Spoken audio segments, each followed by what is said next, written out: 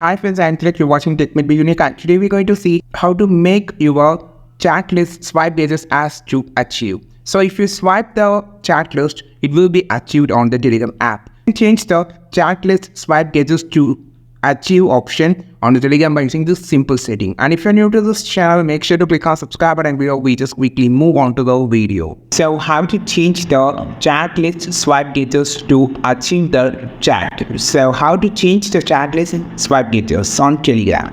So if I just swiping here, it shows to the pin option. So you can just pin or unpin the chat list by using this option. But I just need to change to achieve the Telegram chat messages. So click on the stereo option on the top. Now we just click on the setting option.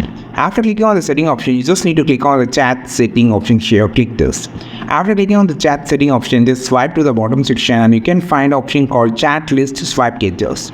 So actually it's actually on the pin option. You just need to change to the achieve option. So just swipe on the side, you can find the achieve option, and also the symbol has been changed here. So now come back to the Telegram app. So now you just try to swipe it, you can find it's actually achieve the post. You can achieve by just swiping the chat here. Just swiping, you can see it shows achieve the chat.